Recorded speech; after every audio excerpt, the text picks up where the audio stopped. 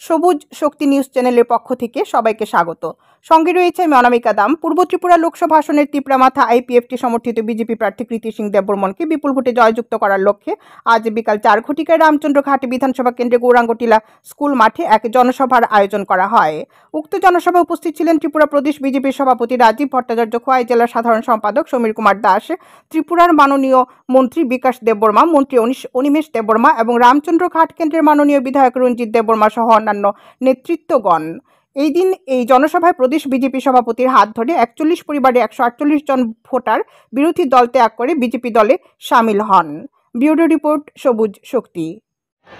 বন্ধুগণ, আপনারা অবগত আছেন যে আগামী 26শে এপ্রিল আমাদের এই পূর্ব ত্রিপুরা আসনে লোকসভা নির্বাচন সংগঠিত হবে।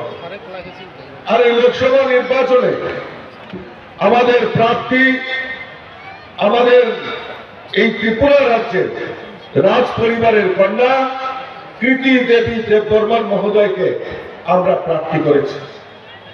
আমি দৃঢ় বিশ্বাস এবং আজকে রামচন্দ্রঘাট এলাকায় যে উপস্থিতি প্রমাণ করে দিয়েছে যে আমাদের এই কৃতি দেবী দেববর্মা এখান থেকে নির্বাচিত হয়ে মোদিজির হাতকে শক্তিশালী করবে, সেই সংকল্প এখান থেকে আজকের এই সভা থেকে নিশ্চিত হয়ে গেছে। এখন আমাদের দায়িত্ব, অনিমেষদা বলছিলেন, এখন আমাদের দায়িত্ব এই ত্রিপুরা রাজ্যে কংগ্রেস সিপিএম এর অশুভ আঘাতকে তাদের পরাস্ত করতে হবে, তাদের জামানত বাজেয়াপ্ত করতে হবে, আর কৃতি দেবী দেববর্মাকে বিজয়ী করতে হবে। বন্ধুগণ, 25 বছর এই রাজ্যের বুকে সিপিএমরা রাজত্ব করেছে। সিপিএম এর স্লোগান কি ছিল? ইনকলাব জিন্দাবাদ, আমরা খাবো তোমরা ভাত। আর কমিউনিস্টরা বলতো যে কমিউনিস্টরা নাকি গরিবের সরকার, গরিবের সরকার। আমি এখানে অনেক আমার মায়েরা বোনেরা উপস্থিত হয়েছেন, আমার ভাইয়েরা দাদারা বন্ধুরা এখানে উপস্থিত হয়েছেন। আপনারা বলুন তো যে 25 বছর এই টানা সিপিএমরা এই রাজ্যের মুখে রাজত্ব করেছে, বলুন তো 25 বছরে গরিবদের জন্য একটা পরিকল্পনা করেছে কিনা? কোন পরিকল্পনা করেনি।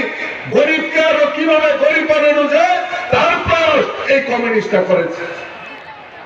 বিরুদ্ধে বক্তব্য করছেন তো আমি সিপিএম এবং কংগ্রেস বন্ধুদের জিজ্ঞেস করতে চাইব, উনারাই বা আমাদের বিরুদ্ধে বক্তব্য করছেন।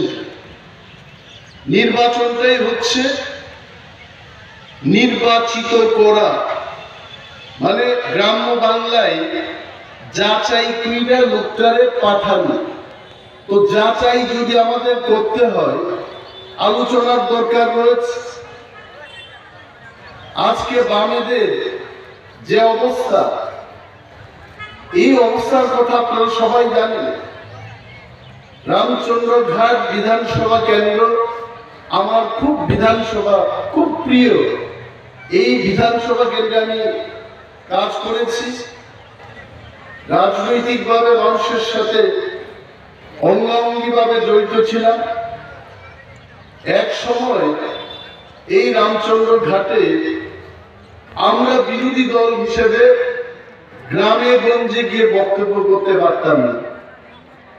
আমি এমএলএ ছিলাম প্রমোদনগরে, রতনপুর বাজারে গিয়ে আমি বক্তব্য করতে পারিনি, মানে বামেদের এত দাপট ছিল। এবং এই রামচন্দ্রঘাট বিধানসভা কেন্দ্রে একজন প্রভাবশালী বিধায়ক ছিলেন যার নাম পদ্মকুমার। আসলে এই সিম্বলটা আজকে বিজেপি। রামচন্দ্রঘাটের মানুষ পদ্মর পেছনেই থাকবে সবসময়। তখন ছিল পদ্মকুমার দেববর্মার পেছনে, এবং আজকে এই পার্লামেন্ট নির্বাচনে পদ্ম ফুলের পেছনে। ওই লোকটাকে মানুষ বলতো, এই লোকটা কিন্তু পরিশ্রম করত।